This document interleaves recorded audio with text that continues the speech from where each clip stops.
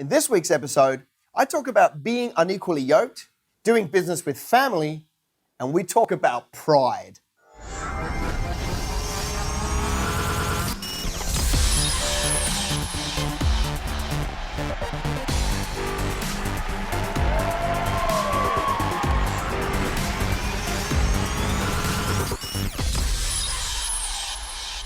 Hi, and welcome to episode 30 of Business Greenhouse TV. You know, just back from sort of 3 weeks on the road around the country, running trainings in Perth and big one on the Gold Coast and down in Sydney, getting in with our new round of clients and rolling up our sleeves and building their business. It's been a spectacular time these last 2.5 weeks, just on the road, building businesses. I hope you're getting value from these shows. Hey, listen, if you are, I wonder if you would do me a favor. Would you tag some friends in the comments below? You know, call me greedy, but I want more people watching the show. I want more people finding out about this message. I want more believers in business finding their place, and I just want to put my hands around a bigger group. So I'm wondering, would you do me a favor? Watch the show, get to the end, but in the comments below here, literally just tag some friends that you know who are Christians in business, and let's get this message out and help me share it. You know, help more people jump on this bus so that we can take more people where we're going. Would you do that for me? That would be a real blessing. Let's get straight into the show. Michelle, what's our first question? Sarah Nash asks, should we go into business with non-believers? Sarah Nash, shout out for you. Sarah Nash Photography down in Newcastle, Hunter region. Got a great gift there for wedding photography and other things. Should we go into business with unbelievers? You know, I'm doing this question because I do get asked it a lot. Every time I go out and say, listen, send in your content. What do you want me to cover? And this one comes up. It's very hard to come up with a blanket rule, but if I had to, the answer would be yes. I think it's okay to go into business with unbelievers, even into a partnership with unbelievers. And I base that on, you know, Jesus said, I will build my church and the gates of hell will not prevail. He also said to his disciples, go and replicate yourself in the marketplace. And so I'm looking at all of that and going, the kind of people that Jesus hung out with were, you know, the tax collector, the prostitute, you know, the people that didn't necessarily know him. And so I'm looking at that and I'm going, well, hang on a minute, you know, that's where he went and he asked us to be like him.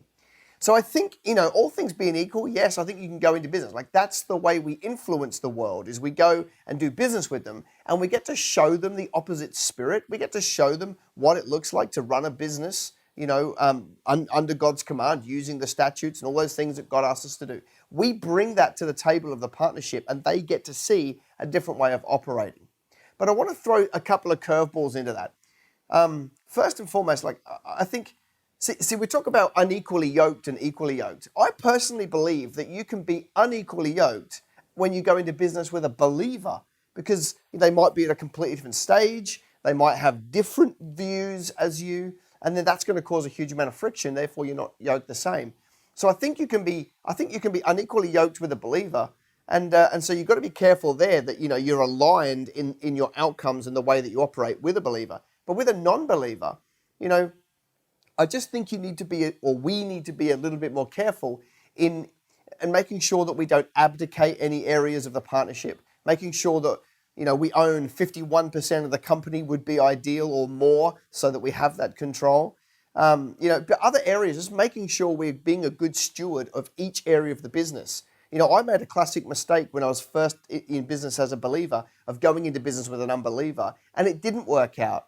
But it was because I wasn't looking at every area of the business. So this fellow had the opportunity to kind of drive a wedge and do the wrong thing. So I'm saying to you, like, it's okay to go into business with unbelievers, but make sure that you're diligent. Make sure your signature is on the accounts. Make sure that you're across every transaction. Make sure that, you know, you're there for hiring and firing of staff. Make sure, like, you've just got to be there. You can't abdicate any area, okay? So go into business, show them the opposite spirit, but at the same time, we've got to be super diligent and make sure that we don't just like let anybody have free reign, because all we've done, if that's the case, is given the enemy some area to mess it up. Whereas if we're diligent and we're across that, we win. So the short answer, yes, I think it's fine to go into business with non-believers. Just make sure we are super, super diligent. Excellent question. Michelle, what's question number 2? Anna Cunningham asks, What advice would you give on maintaining relationships with family and friends when going into business together?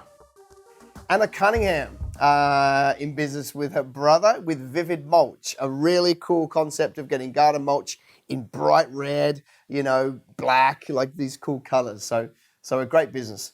Okay, so first and foremost, the first advice I would give is don't go into business with family and friends. However, I understand that it can work. So, in the odd case that you get through the pain of doing it, then this is what I would say.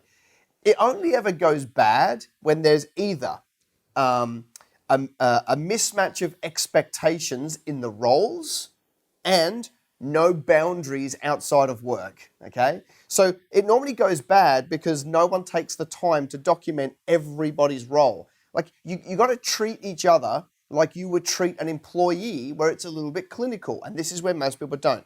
You've got to get down the roles, the responsibilities, the KPIs, and then this person does the same, and you're accountable to each other, and you want to be reporting your KPIs to each other every day or every Friday or every month, and sitting down so that there's no, well, he's not pulling his weight, she's not pulling his weight.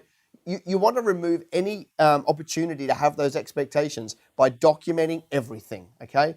You also want to make sure that in the agreement, the business agreement, outside of your position description, you give each other outs. So in 6 months, one can leave and this is the payout or this is the exit. In 12 months, when the business is doing this, if one leaves, this is what happens. The clearer you can do at the start of the journey, the less headaches there will be at the end, okay? So that if one of the partners does want out, you just go to the document and say, we're 3 years in, we said at the start, if the business is worth this, you get this, see you later, everyone's happy, and so forth. You can still go back to the barbecue on the weekend and still be friends, okay? But it's all about documenting and getting super clear. And it's the bit that most people do because we're family and we've done it on a handshake. That's where it ends up in tears.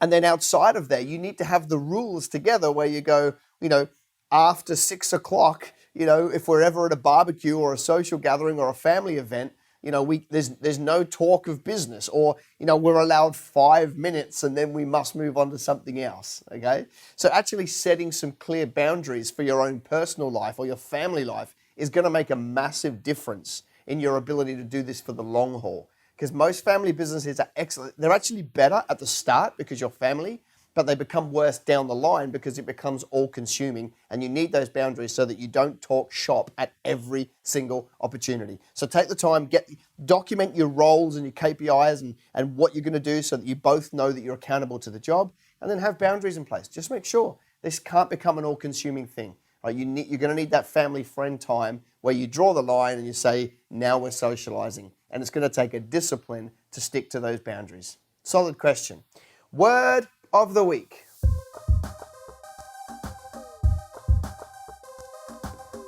All right, this week, Deuteronomy 8.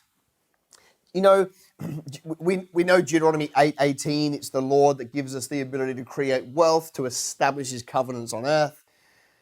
I want to look at some stuff that happens a little bit before that in the scripture because I think it gives us a hint to a potential trap or a downside or something that can happen for us as believers and entrepreneurs. And I just want to explore that a little bit. And so Deuteronomy 8:11, let's go there. Just before this, I guess the title is Do Not Forget the Lord Your God. So this is God saying, like many, many times over a short amount of space, do not forget it was the Lord your God that brought you out of Egypt. And it's said 15 times so that it's a real reminder, do not forget that it was the Lord that brought you out of Egypt. So when we go to Deuteronomy 8:11, it says this, be careful that you do not forget the Lord your God, failing to observe his commands, his laws, and his decrees that I am giving you this day. Okay? Otherwise, here's the trap. Otherwise, when you eat and are satisfied, when you build fine houses and settle down, and when your herds and flocks grow large, and your silver and gold increase, and all that you have multiplies, then your heart will become proud, and you will forget the Lord your God.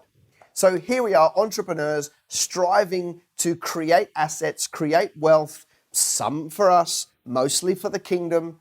And here is a massive warning that's saying, as you're going about building your business, as the equivalent of herds and flocks multiplying is staff multiplying, revenues multiplying, profits multiplying. As you're buying yourself fine houses, now that may be one, that may be two, that may be an asset base, whatever. That's putting it in the context of the time. Now it's investment properties, stocks, cars, whatever it is you want. It's saying that as your enterprise flourishes and you start to multiply, it's very easy to start to believe that we are the cause of our own success. It's very easy to start to think, I am really good at this business thing. And the minute you let that talk into your heart is the minute that pride gets a foothold, and it starts really small. And if you don't address it early, when you've got that slither of pride where you think, yeah, I'm all right at this, then what happens is over time, it drives you a little bit further away from God. And before you know it, it's almost too hard to come back because you start to enjoy these finer things in life because you think you deserve them. And it's a huge trap. All that God's wanting in this scripture is not that you don't have the nice things, okay? I'm a massive proponent of you having nice things. It can't all be about you. You would know that if you've watched any of the shows. It needs to be about the kingdom, but you can have nice things. But it becomes a trap when you start to think you're any good. We have to give all the credit to God. We have to acknowledge that all good things come from Him.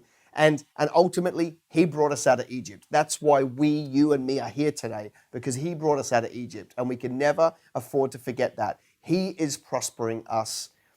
We need to remember and keep that front and center. He's sovereign. He prospers us. It's all about Him. We get to enjoy it along the journey. Would you tag someone below? Would you go into the notes and do that and get some other Christian entrepreneurs, tag them. They'll get the alert about the show. They'll watch it. Hopefully they'll like it. And then we'll just keep going. Would you do that for me? That'd be a real blessing. I'll see you next week. Bye for now. Hey, thanks for watching. If you enjoyed this show, why don't you subscribe by hitting the subscribe button, and then you'll get all the alerts of the future shows.